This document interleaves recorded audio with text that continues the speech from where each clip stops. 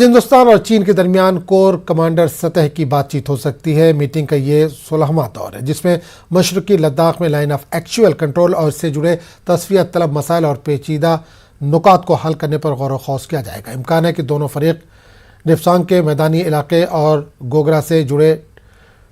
टकराव वाले इलाके से मुमकिन अलहदगी पर बातचीत करेंगे। वादर है कि चीन के पीपल्स लिबरेशन आर्मी ने अपने फौजी जवानों को वादी गुलवान PP-15 से 2.5 किलोमीटर तक पीछे हटा लिया है। वहीं हिंदुस्तानी फौज ने अपने कुछ फौजियों और गाड़ियों को इन इलाकों से निकाल लिया है। हिंदुस्तानी फौज और चीनी पीपल्स लिबरेशन आर्मी के दरमियान आखिरी बार बातचीत 11 मार्च को हुई थी। आपको बता दें कि 15 जून 2020 को वादी गुलवान में होने वाले शदीद लड़ाई में 20 हिंदुस्तानी फौजी जवान शहीद हुए थे, जबकि काफ़ी ताख़ीर के बाद चीन ने अपनी तरफ से 4 हलाकतों का एतराफ़ किया था।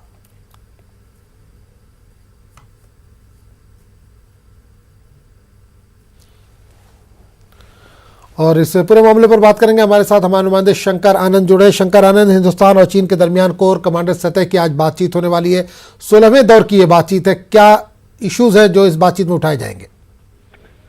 देखिए, भारत और चीन के बीच में जिस तरह से कई ऐसे मसले हैं और खास तौर पर जिस तरह से जो सीमा विवाद का मसला है और जिस मसले को लेकर पहले भी कई बार बातचीत हो गई है, तो उस मसलों पर जितना जल्द से जल्द समाधान करने के लिए इस मामले पर बातचीत करना वह जरूरी है। और इस मामले पर लगातार जो ये 16वीं दौर की जो बातचीत है उसमें भी ये कोशिश की जाएगी कि उन तमाम मसलों पर बातचीत की जाए। और हाल फिलहाल में अगर बात करें तो चीनी राष्ट्रपति का लद्दाख सीमा से ठीक सटे सिनजियांग का दौरा पूरा हुआ था और उस इलाके को वो देखने के लिए आए थे।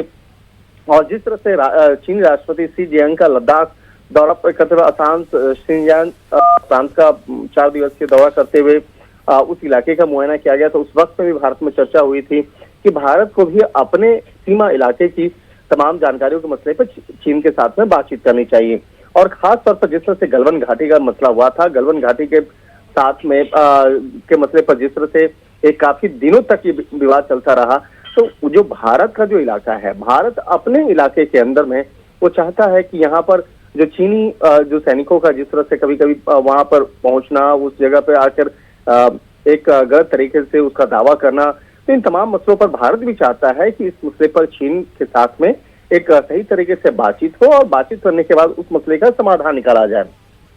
तो इन तमाम मसलों पर बातचीत होगी। और चीनी राष्ट्रपति से जुड़े मसले की अगर हम बात कर रहे थे कि चीनी राष्ट्रपति के साथ में गलवान घाटी में हुए भारतीय सैनिकों के साथ संघर्ष में घायल हुए पीपुल्स लिबरेशन आर्मी के रीजनल कमांडर के ख्वाबो भी उस वक्त में जो मौजूद थे और राष्ट्रपति, और जिस तरह से बकायदा इस मामले पर गलवान घाटी का जो मसला है वो सबसे महत्वपूर्ण मसला है, जिस मसले को लेकर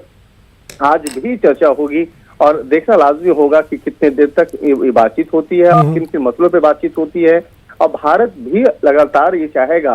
कि अपने पड़ोसी मुल्क चीन के साथ में उन तमाम मसलों का जल्द से जल्द समाधान हो। हालांकि चीन की तरफ से भी इस मामले पर पिछले कुछ समय पहले एक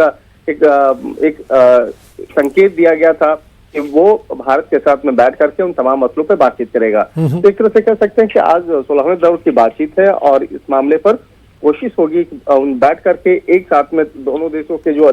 सेना अधिकारी हैं आपस में बैठ करके उन तमाम मसलों का एक बीच का रास्ता निकालेंगे। बिल्कुल शंकर, ये भी खबर है कि PP-15 से 2.5 किलोमीटर चीन जो है वो पीछे भी हटा है, तो उम्मीद की जा सकती है कि बातचीत जो है वो अच्छे ढंग में होगी दोनों मुल्कों के बीच में। निश्चित तौर पर भारत चाहेगा कि जिस तरह से चीन के जो सैनिक हैं, जिस तरह से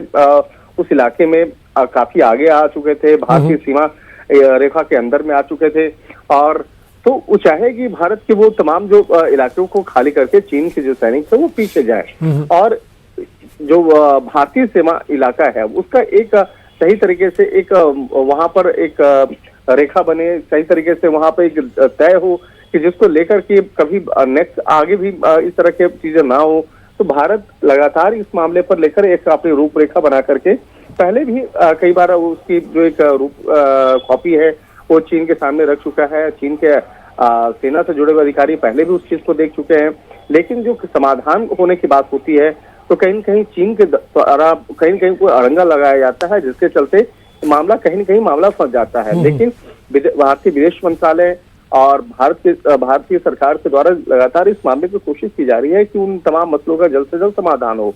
तो जो सैन्य स्तर पर जो बातचीत होती है, सैन्य स्तर पर बातचीत करने के बाद कोशिश की जा रही है कि उन इलाकों पर जल्द से जल्द एक समाधान निकले, और इसके लिए लगातार बातचीत का दौर पहले जो बातचीत हुई थी उस बातचीत के दौरान भी उन मसलों को रखा गया था। चलिए शंकर, बहुत बहुत शुक्रिया इस तमाम जानकारी के लिए।